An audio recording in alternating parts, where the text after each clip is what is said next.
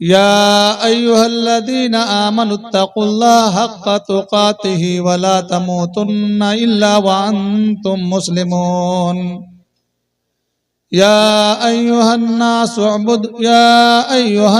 इत्तक़ू रब्बकुमुल्लज़ी ख़लक़कुम मिन नफ़्सिन वाहिदा व ख़लक़ मिनहा ज़ौजहा व बस्स मिनहुमा रिजालन कसीरन व निसाअ वत्तक़ुल्लाह अल्लज़ी तसाअलून बिही वल अर्हाम इन्नल्लाह काना अलैकुम रक़ीबा।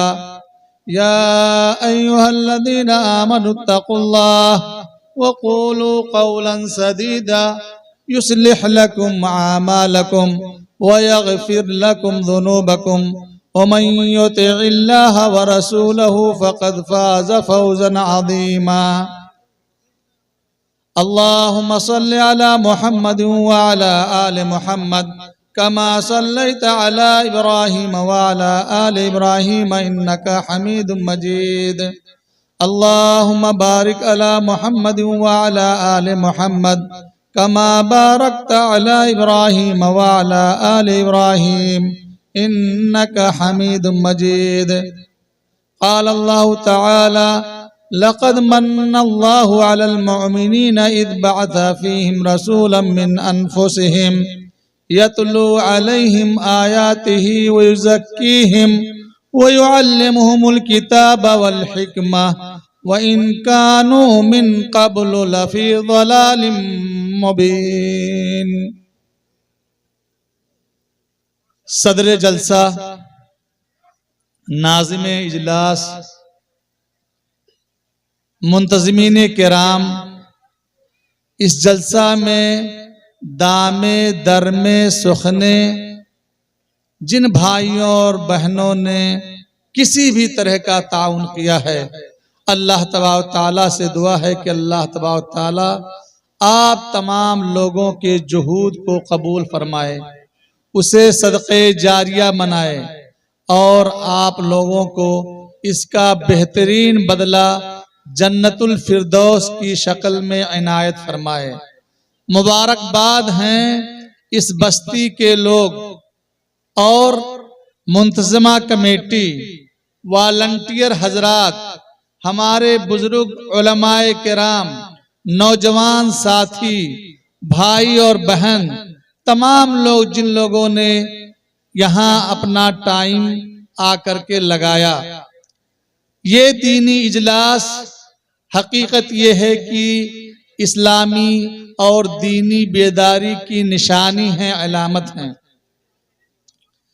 हमें जो उन्वान दिया गया है उस उन्वान का नाम है माशरे में फैली हुई बाज बुराइयां, उनका और उनका इलाज। मोहतरम भाइयों और मेरी पर्दा नशीन माओ और बहनों, अल्लाह तबारक व तआला ने जब नबी करीम सल्लल्लाहु अलैहि वसल्लम को मक्कतुल मुकर्रमा में नबी और रसूल बनाकर मबऊस किया, उस वक्त मक्का के लोग, कुरैश वाले, कुफारे मक्का तरह तरह की बुराइयों में मुब्तला थे। वो शराब पीते थे, सूद खाते थे, गैरुल्लाह की पूजा करते थे, अल्लाह की इबादत में शिर्क करते थे, खाने काबा में 360 बुत बनाकर लगाए हुए थे, चोरी करते थे, नाहक खून करते थे, कत्लो गारतगरी करते थे और तो और अपने खून के टुकड़े को जो उनके नुत्फे से पैदा होता था बच्ची की शक्ल में, उसको जिंदा दरगोर कर देते थे। इंसानियत सिसक रही थी, बिलक रही थी, रो रही थी, चीख रही थी। ऐसे वक्त में अल्लाह तबारक व तआला ने आखिरी नबी अहमद मुज्तबा मोहम्मद मुस्तफ़ा सल्लल्लाहु अलैहि वसल्लम को मक्का में मबऊस फरमाया। उस वक्त जो सबसे पहली आयत करीमा नाजिल हुई वो आयत करीमा थी इल्म से मुताल्लिक, तालीम और ताल्लुम से मुताल्लिक।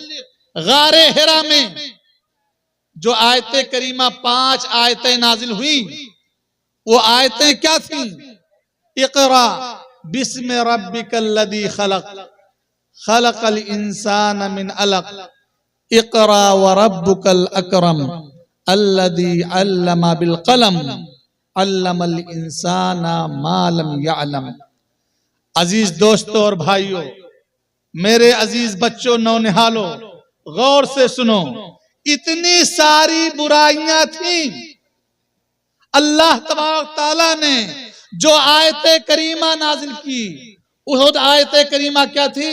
इल्म से मुताल्लिक। पढ़ो, सीखो अल्लाह तबारक ताला के नाम से जो कि तुमको पैदा किया है, जिसने इल्म सिखाया कलम के जरिए। यानी तमाम बुराइयों की जड़, तमाम बुराइयों का सरचश्मा क्या है? जहालत, नादानी, अदमे मारिफत, अदमे शऊर। आदमी जानता नहीं, अल्लाह को नहीं जानता, बंदों के हुकूक को नहीं जानता, माँ बाप की अहमियत नहीं जानता, बच्चों की अहमियत नहीं जानता, पास पड़ोस के हुकूक नहीं जानता, समाज वालों माशरे के हुकूक नहीं जानता। इसलिए दुनिया के तमाम किस्म की बुराइयों में मुलव्वस हो जाता है। तो इस माशरे में, हमारे समाज में सबसे बड़ी बुराई मैं कहूंगा कि जहालत है, नादानी है, अदमे मारिफत है। अल्लाह तबारक ताला के बारे में हम नहीं जानते, रसूलुल्लाह सल्लल्लाहु अलैहि वसल्लम के हुकूक को नहीं जानते, अपने वालिदैन के हुकूक को नहीं जानते, बीवी के हुकूक को नहीं जानते, बच्चों के हुकूक को नहीं जानते, पड़ोसियों के हुकूक को नहीं जानते, और अपने रिश्तेदारों के हुकूक को नहीं जानते, अपने समाज के हुकूक को नहीं जानते। इसीलिए हम गलती करते हैं, इसीलिए हम गलती करते हैं। अल्लाह तबारक ताला ने ये आयत नाज़िल नहीं की कि सूद ना खाओ, चोरी ना करो, जिनाकारी ना करो, शराब नोशी मत करो, कत्ल ना हक ना करो। पहले इल्म सिखाया कि अगर बंदों को इल्म हो गया, वो एक दूसरे के हुकूक को जान गए, अल्लाह के हक को जान लिया, बंदों के हक को जान लिया, और वालिदैन के हक को जान लिया, बाल बच्चों के हुकूक को जान लिया, तो जान लीजिए कि वो उसको समझने में, समझाने में बड़ी आसानी होगी। तो सबसे बड़ी बुराई क्या है? जहालत है। अल्लामा इब्न क़य्यिम रहमहुल्लाह, जो शेखुल इस्लाम अल्लामा इब्न तैमिया रहमहुल्लाह के बहुत ही बड़े शागिर्द तिलमीज़ रशीद हैं, उन्होंने एक किताब लिखी है अद्दाओ वद्दवा, की बीमारी और उसकी दवा, बीमारी और उसका इलाज।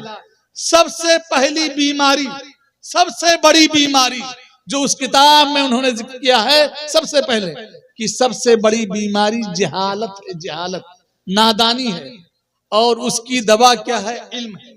कि आप उसके बारे में जिस चीज को नहीं जानते हो उसके बारे में दूसरों से पूछ लो। अल्लाह ताला का फरमान है फसअलू अहल जिक्र इन कुंतुम ला तालमून, कि अहलु जिक्र से, जो जानने वाले हैं, पढ़ने वाले हैं, उनसे तुम उन चीजों को पूछो जिनको तुम नहीं जानते हो। हमें कटिहार जाने का स्टेशन रास्ता मालूम नहीं तो हम किसी जानकार से पूछेंगे, वरना भटकते रहेंगे, जा नहीं पाएंगे, ट्रेन हमारी छूट जाएगी। तो जो शख्स जाहिल होता है वो अपने जान का भी दुश्मन होता है, दूसरों की जान का भी दुश्मन हो जाता है।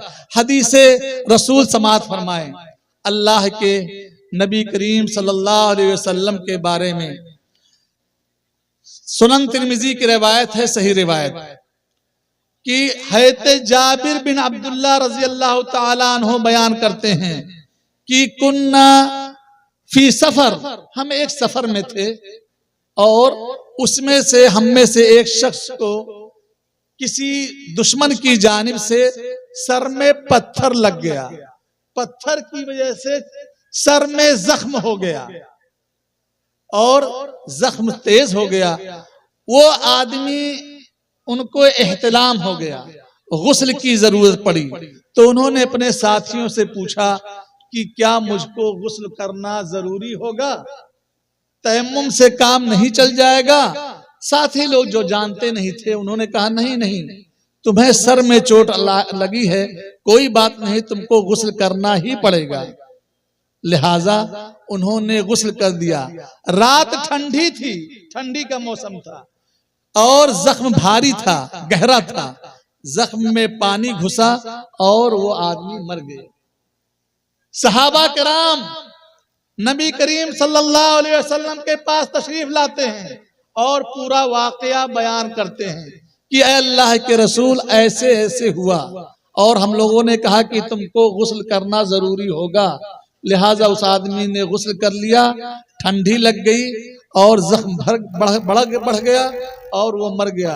अल्लाह के नबी सल्लल्लाहु अलैहि वसल्लम ने फरमाया, क़तलतुमूहु क़तलकुमुल्लाह, कि तुमने इस बंदे को कत्ल कर दिया, अल्लाह तुम्हें गरत करे।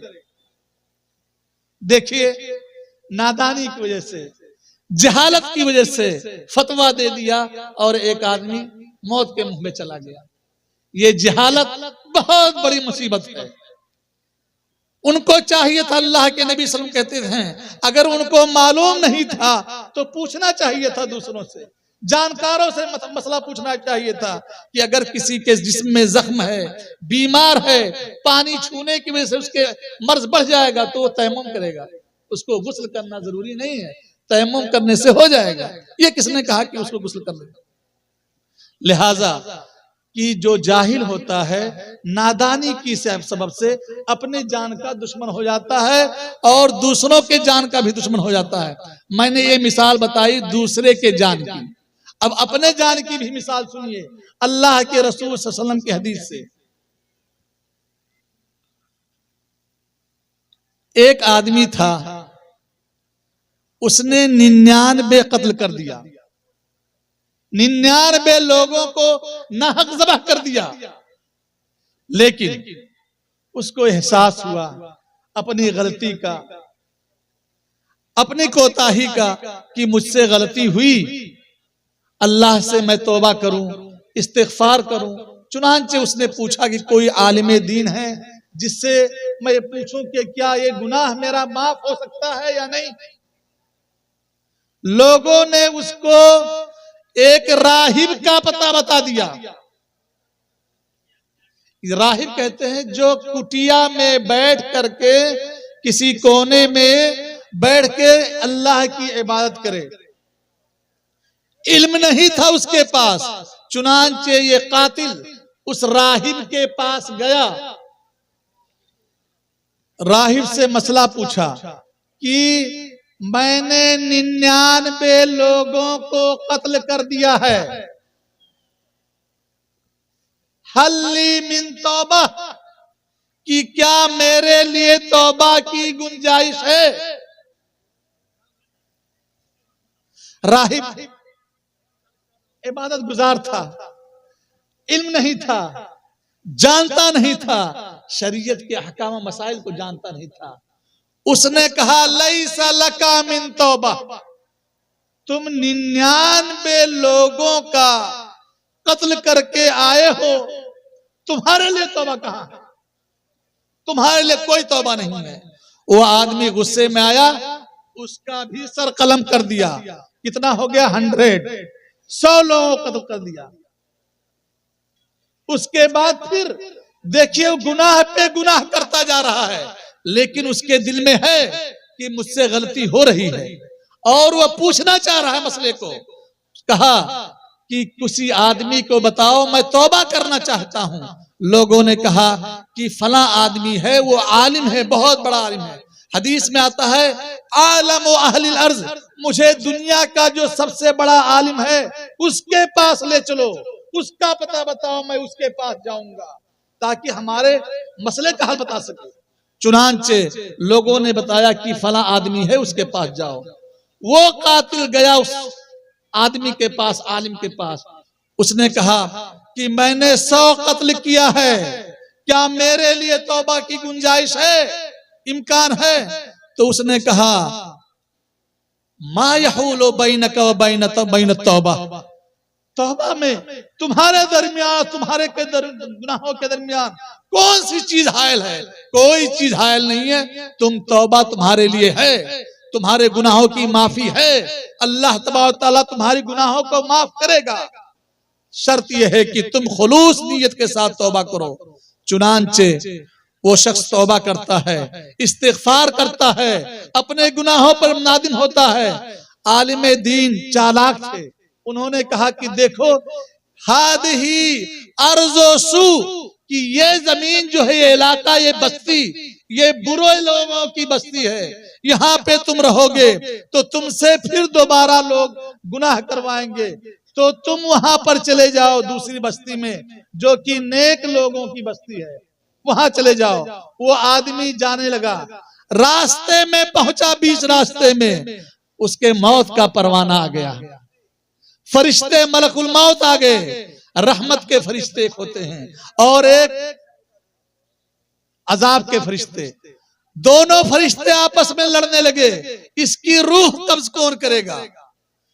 तो रहमत के फरिश्ते ने कहा चूंकि इस शख्स ने तौबा कर लिया है, नादिम है, माफी मांग चुका है, अल्लाह के तबारक तआला के यहाँ कोई चीज की कमी नहीं है, इसलिए रहमत के फरिश्ता निकालेगा।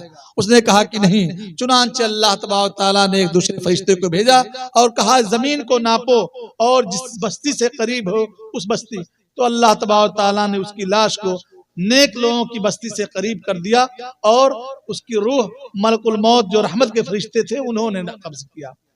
इस हदीस में देखिए कि एक जाहिल अल्लाह की रहमत का अंदाजा नहीं कर सका और अपनी जहालत की बुनियाद पर फतवा दिया, अपनी गर्दन का दुश्मन हो गया, अपना गर्दन बनवा लिया। तो सबसे बड़ी बुराई हमारे समाज की दोस्तों और भाइयों यह है कि हम अपने बच्चों को जाहिल रखें, अपनी बेटियों को जाहिल रखें, अपने आप को जाहिल रखें। हम आज इस इजलास का मकसद मैं कहता हूं कि आज हम अहद करें, ये संकल्प लें कि हम एक टाइम खाएंगे लेकिन अपने बच्चों और बच्चियों को पढ़ाएंगे। हम एक जोड़ा पहनेंगे लेकिन बच्चों और बच्चियों को कोई भी तालीम दीजिए। इस्लाम किसी भी तालीम से नहीं रोकता, हर नफा बख्श इल्म इस्लाम को मतलूब है। अल्लाह के नबी सल्लल्लाहु अलैहि वसल्लम ने हज़रत ज़ैद इब्ने साबित रज़ियल्लाहु ताला अन्हु को हुक्म दिया कि आप इब्रानी जबान सीखिए। इब्रानी जबान यहूदियों की जबान थी और मुसलमानों की जबान अरबी थी। चुनांचे हज़रत ज़ैद इब्ने साबित रज़ियल्लाहु ताला अन्हु ने 15 दिन के अंदर इब्रानी जबान सीख लिया। गोया कि जबान सीखना, कोई भी जबान सीखना यह मना नहीं है, कोई भी नफा बख्श इल्म हासिल करना मना नहीं है। शर्त यह है कि हम मुसलमान खाने में, फजूल खर्ची में, शादी ब्याह में, घर की ज़ेबाइश आराइश में, जूते और कपड़े में बहुत पैसा खर्च करते हैं, इसराफ करते हैं, बच्चों की तालीम पर तवज्जो नहीं देते। ये सीमांचल जिसको कहते हैं, कटिहार, पूर्णिया, अररिया, किशनगंज, ये 4 अजला पे मुश्तमिल जो इलाका है, ये हिंदुस्तान का तालीम के मैदान में सबसे पिछड़ा इलाका माना जाता है। अगर हम और आप अब आज से मुतनब्बह न हुए, अपने बच्चों को तालीम और तरबियत नहीं दी, तो जान लिए सबसे बड़े मुजरिम हम हैं, मुजरिम ये हैं। हम एक टाइम गोश्त ना खाएं, महीने में सिर्फ एक दिन गोश्त खाओ, एक दिन बिरयानी खाओ, रोज बिरयानी, हफ्ते में बिरयानी खाने की जरूरत नहीं है। अपने बच्चों को पढ़ाओ, पढ़ाई पे खर्च करो, वो बच्चे आपके लायक व फायक बनेंगे, आपका नाम रोशन करेंगे, आपके लिए सदक़े जारिया बनेंगे। आपके लिए आपका बच्चा, आपकी बच्ची वो सदक़े जारिया बनेंगी, बैंक बैलेंस बनेंगी।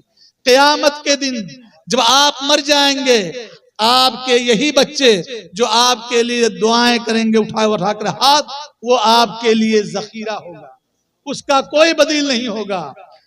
और अल्लाह के नबी सल्लल्लाहु अलैहि वसल्लम ने फरमाया, सही मुस्लिम की रिवायत है, इज़ा माता इब्नु आदम इनक़ता अनहु अमलुहु इल्ला मिन सलास सदक़तिन जारियह इल्मुन युन्तफ़उ बिही वलदुन स्वालिहुन यदउ लह, कि जब बंदा मर जाता है तो उसके तमाम आमाल का सिलसिला मुनक़ते हो जाता है, मगर तीन चीजें ऐसी हैं कि जिनके करने का सवाब बाद में ही मिलता रहता है।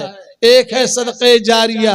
सदक़े जारिया का मतलब है कि आप नल लगवा दीजिए, कुआं लगवा दीजिए, मस्जिद बनवा दीजिए, ये मस्जिद का काम के लिए हो रहा है, आप दिल खोल के चंदा दीजिए, ये आपके लिए सदक़े जारिया होगा।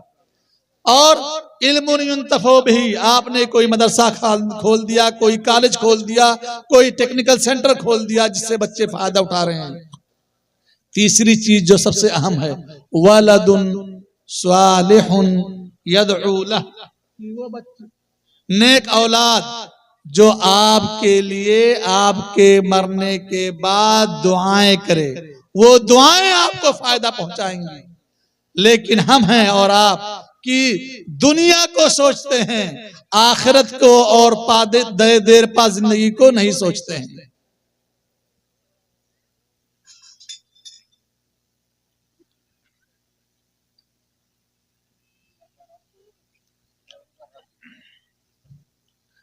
कुरान और हदीस में जितनी भी फजीलतें इल्म की आई हैं, उसमें सबसे पहली मुराद शरई उलूम की है, दीनी उलूम की है।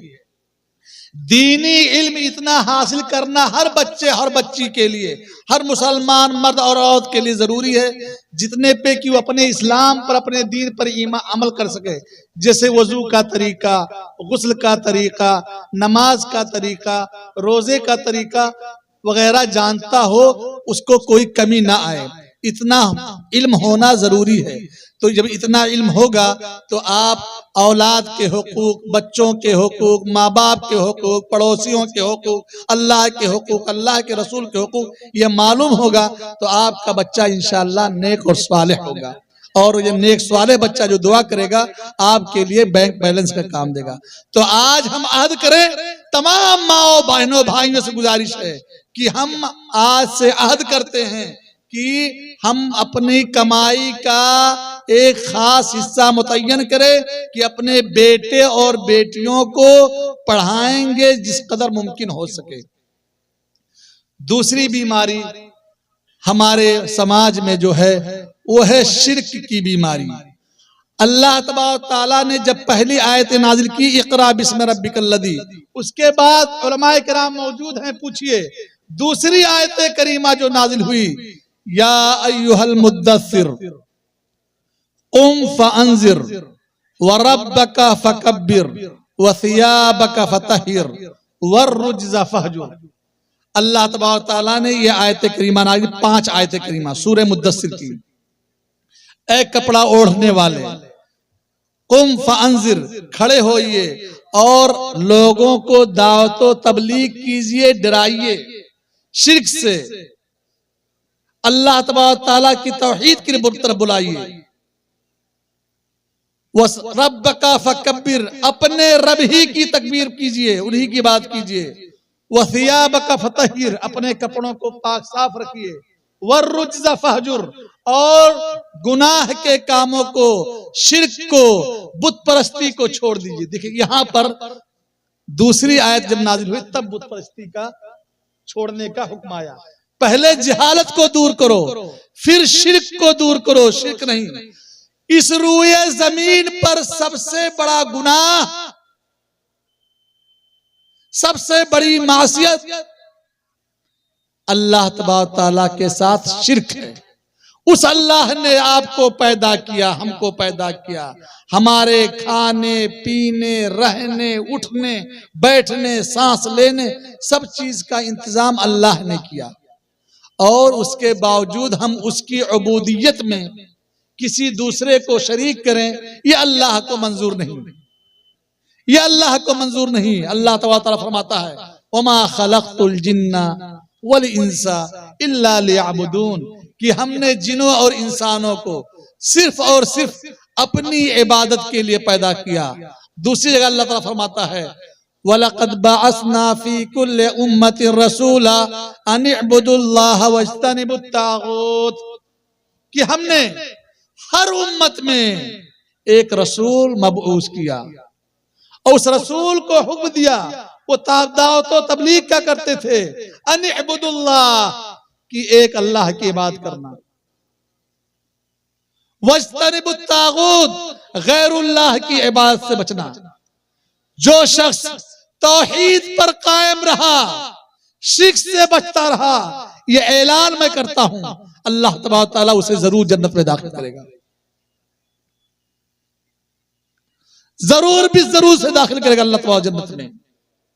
अगर आप अपने आप को शिर्क से बचाए रहे, गैरुल्लाह के आगे सजदा नहीं किया, किसी कब्र वली के पास नहीं गए, किसी के ऊपर चादर नहीं जाके चढ़ाया, किसी मजार का तवाफ नहीं किया, किसी पीर और पगाड़े के चक्कर में आकर के बकरी और मुर्गे की कुर्बानी नहीं दी गैरुल्लाह के नाम पर, आप तौहीद पर कायम रहे तो आप इंशाअल्लाह जरूर भी जरूर जन्नत में जाएंगे।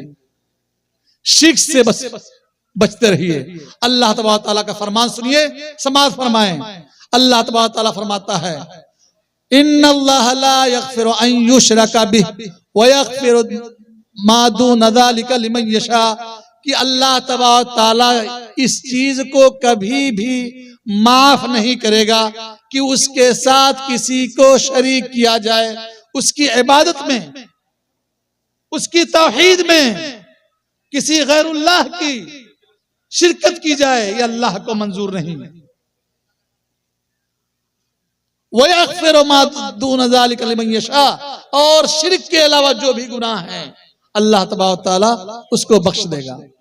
दूसरी जगह अल्लाह ताला इरशाद फरमाता है इन्नहु मन युश्रिक बिल्लाह फ़क़द हर्रमल्लाहु अलैहिल जन्नह व मअवाहुन नार, जो शख्स अल्लाह के साथ शिर्क करता है या जो शख्स अल्लाह ताला के साथ शिर्क करते हुए मरा तो उसके अल्लाह तबारक तआला उसका ठिकाना जहन्नम है और जन्नत उसके लिए हराम है। तो मेरे भाई और दोस्तों, अहद करो कि हम शिर्क कभी नहीं करेंगे, अल्लाह की इबादत में गैरुल्लाह को शरीक नहीं करेंगे, तौहीद पर कायम रहेंगे और तौहीद के दामन को मरते दम तक नहीं छोड़ेंगे।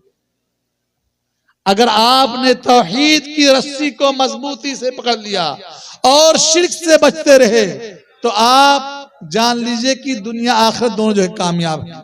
लेकिन शिर्क की आलाइश में मरे तो आपका ठिकाना जहन्नम है। क्यों? क्योंकि शिर्क इतना बड़ा गुनाह है कि अल्लाह ताला उसे बख्शता नहीं। उसके बाद तीसरा सबसे बड़ा गुनाह सूदी लेन देन हमारे माशरे में राइज।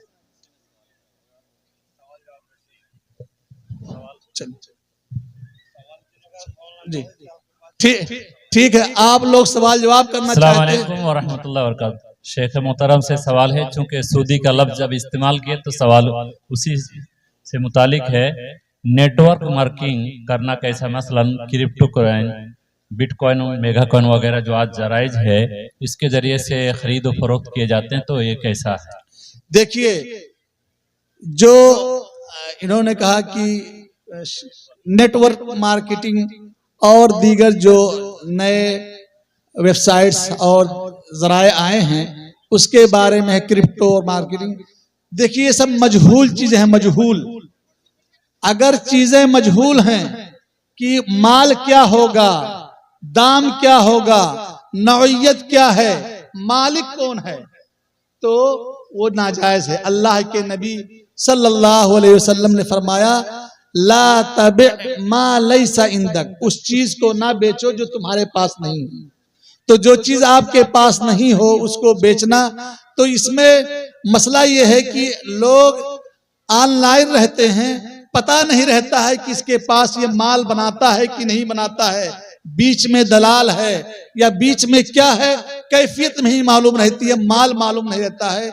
इसलिए उलमाए किराम कहते हैं कि अगर माल मालूम है, शुरूत मालूम है, चीजें मालूम है कि हलाल है या हराम, यानी वो कंपनी क्या हराम चीज का धंधा करती है, शराब बेचती है, सूदी कारोबार करती है, या किस चीज की गैर नाजायज चीजों का कारोबार करती है। सुअर का गोश्त आजकल बहुत ज्यादा आम हो चुका है, उसके बहुत सारी चीजें, तो उसको कहते हैं कि जो हमें मालूम नहीं है कि हलाल काम कर रहे हैं या हराम, तो इसलिए कहते हैं उससे बचना है। अगर हलाल चीजें हैं तो जायज। जज़ाकल्लाह। चूंकि ये मैसिर की शक्ल भी है इसलिए हराम है। एक सवाल है, नौमौलूद के कान में अजान के जो हदीस है वो सही है या ज़ईफ है, इसके बारे में। देखिए, नौमौलूद यानी बच्चा या बच्ची जो पैदा होते हैं, तो हमारे यहाँ जब बच्चा बच्ची पैदा हो तो दाएं कान में अजान और बाएं कान में इकामत कहते हैं। तो इकामत वाली हदीस तो बिल्कुल ज़ईफ है, अजान वाली हदीस भी ज़ईफ है। सही बात यह है, बाज उलमा उसको सही करार देते हैं, हसन करार देते हैं, लेकिन सही बात यह है कि वो भी ज़ईफ है, सही नहीं है। नबी करीम सल्लल्लाहु अलैहि वसल्लम के जितने बच्चे पैदा हुए वो सब मक्की जिंदगी में पैदा हुए, लेकिन एक बेटा हैते मारिया जो नबी सल्लल्लाहु अलैहि वसल्लम की लौंडी थी उनसे पैदा हुए, वो मिस्र की थी, इब्राहिम।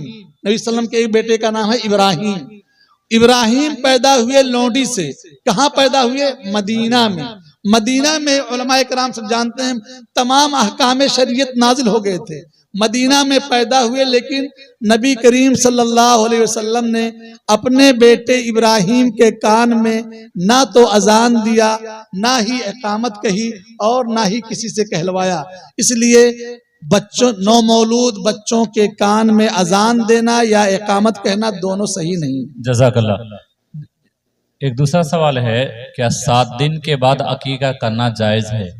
जी, बहुत अच्छा सवाल। सवाल ये है, मैं चाहता हूं कि आप लोग सवाल करें, बहुत अच्छी बात है, इससे सीखने में। इनका सवाल यह है कि 7 दिन के बाद अकीका कर सकते हैं या नहीं कर सकते हैं। देखिए, अगर 7वां दिन है अकीका का दिन, अगर कोई मजबूरी थी, परेशानी थी, मिसाल के तौर पर ऑपरेशन था, बच्चा आईसीयू में है या माँ आईसीयू में है, आजकल ऑपरेशन वगैरह बहुत ज्यादा होता है, घर वाले अस्पताल में बैठे हुए हैं, या घर में परेशानी है, माली पैसा नहीं है, सब ऑपरेशन में लग गया, सब इलाज में लग गया, अकीका का पैसा नहीं हो सका, तो बाद में अकीका किया जा सकता है। बाद में अकीका किया जा सकता। कब तक किया जा सकता है? कहते हैं उलमाए कराम, हदीस में है कि कुल्लु गुलामिन मुर्तहनुन बेअकीकतिही, कि हर बच्चा, चाहे बेटा हो या बेटी, हर बच्चा अपने अकीके के बदले में वो गिरवी रखा हुआ है। गिरवी यानी रहन। हम किसी से माल, इनसे हमने 10,000 रुपया लिया और अपना मोबाइल रख दिया गिरवी, तो हमारे ऊपर वाजिब है कि हम गिरवी रखा हुआ सामान छुड़ाएं। जब अल्लाह ताला हमको ताकत दे हम छुड़ा सकते हैं। तो बच्चा आपका गिरवी है, आपका गिरवी है अकीका की वजह से, तो आपको अल्लाह ताला जब सहूलत दे आप अपने बच्चे को अकीका करके छुड़ा सकते हैं। हत्ता कि अगर बच्चा वालिदैन के ऊपर है, माँ बाप के ऊपर, अगर वालिदैन नहीं कर सके, यानी उनकी जिंदगी में परेशानी ही परेशानी रही, गरीबी ही गरीबी रही, तो बच्चा कर सकता। उसकी दलील ये है कि हैते नबी करीम सल्लल्लाहु अलैहि वसल्लम आखिरी वक्त में, वफात से पहले, आपने 30 सा जो एक यहूदी से रहन पर लिए हुए थे, और उसी में आपकी वफात होगी। और जिरह रखे हुए थे रहन किसके पास? यहूदी के पास। हैते अबू बकर रज़ियल्लाहु ताला अन्हु खलीफा बने तो उन्होंने जिरह छुड़वाया पैसा दे, तो बच्चा भी अपने वालिद की तरफ से कर सकता है, अकीका हो जाएगा। जज़ाकल्लाह, बहुत अच्छा। इसी में एक सवाल है, अकीका में गए बकरी शर्त है, लेकिन बाद लोग गाय ऊंट में शरीक होते हैं, क्या जायज है? नहीं, अकीका में है कि अनिल जारियत शातुन व अनिल गुलामा में शातान, कि लड़की की तरफ से 1 बकरी और लड़के की तरफ से 2 बकरी, गोया कि 1 सर और 2 सर। सर होना चाहिए, एक बड़े जानवर में से ऊंट में नहीं कर सकते हैं, क्योंकि सर चाहिए शातान, और उसमें क्योंकि ये इबादत है, इबादत में किताबो सुन्नत से दलील चाहिए। नबी करीम सल्लल्लाहु अलैहि वसल्लम और सहाबे किराम ने ऊंट की कुर्बानी में 7 लोग और दूसरे जानवरों में 7 लोग शरीक हुए हैं, लेकिन अकीका में शिरकत साबित नहीं है। इसलिए अकीका में बकरा ही या बकरी हो और वो लड़के की तरफ से 2, लड़की की तरफ से 1। हाँ, दावत करना है तो 3-4 कर सकते हैं, लेकिन 2 अकीका होगा, बाकी गोश्त के लिए होगा। यहाँ हमारे यहाँ एक राइज है, लड़की का रिश्ता लेके जाते हैं या लड़के का, तो उसमें 10,000 20,000 डिमांड करते हैं, तभी हम रिश्ता लगाएंगे। तो इस तरह दलाली ये पेशा कहा जाता है, तो क्या जायज है? देखिए, लड़के और लड़की का पेशे के ताल्लुक से बहुत अच्छा सवाल। पहली बात तो ये समझिए कि ये लड़के और लड़की में रिश्ते के लिए दोनों तरफ से होना चाहिए, यानी लड़के वाले पैगाम दें, लड़की वाले भी पैगाम दें। दोनों हदीसों में साबित है। अल्लाह के नबी सल्लल्लाहु अलैहि वसल्लम के जमाने में लड़के वाले लड़की के घर पैगाम देते थे, और हज़रत उमर रजी अल्लाह ताला अन्हु ने अपनी बेटी हफ्सा रजी अल्लाह ताला अन्हा का निकाह के लिए हज़रत अबू बकर से कहा, हज़रत उस्मान से कहा, और नबी सल्लल्लाहु अलैहि वसल्लम ने शादी की। तो कहते हैं कि लड़का वाले और लड़की वाले दोनों की तरफ से रिश्ता आ जा सकता है, कोई मसला नहीं है। रहा जहां तक दलाली का मसला कि 10,000 रुपया लेंगे या 10,000 रुपया देंगे वगैरह, शर्त लगाना कि रिश्ता पक्का हो या पक्का ना हो, क्या कहते हैं? पक्का करने के लिए शेख, कैसे, क्या कहते हैं? अच्छा, मेडिटर, दलाल जो पैसा लेता है। तो देखिए, दलाली के बारे में पहले आप लोग जान लीजिए। कहूंगा तो हो सकता है आप लोगों को ताज्जुब हो, लेकिन ताज्जुब नहीं होना चाहिए।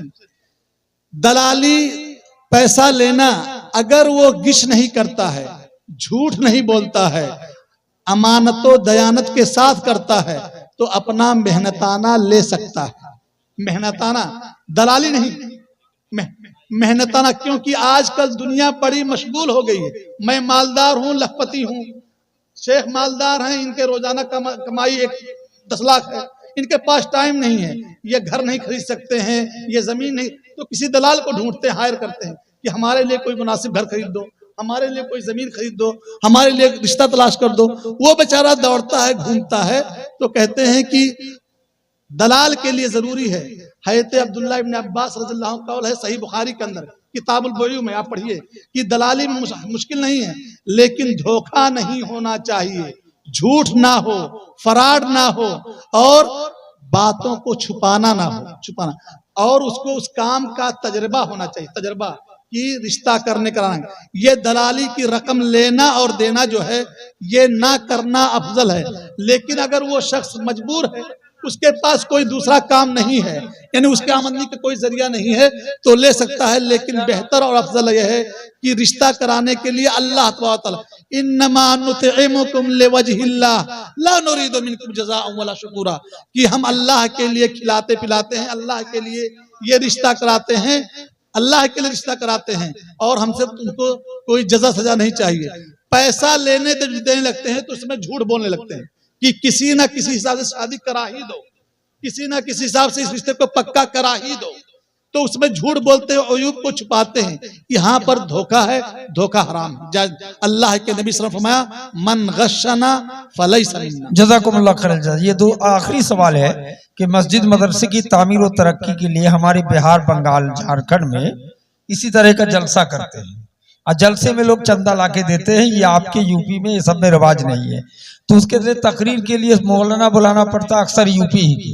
तो किसी को 90,000 फिक्स है फीस, किसी का 1,10,000, किसी का 40,000। तो क्या इस तरह फीस लेना किताब और सुन्नत की रोशनी में सही है?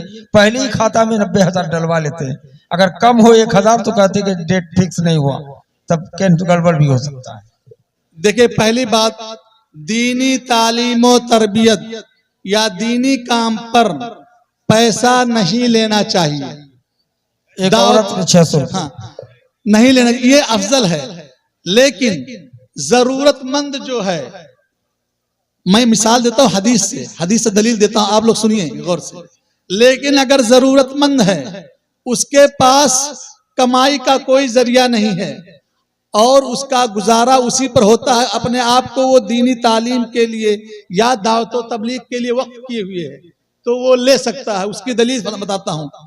हज़रत अबू सईद खुदरी रज़ी अल्लाह ताला अन्हो और उनके साथ एक जमात सहाबा कराम की सफर में थे।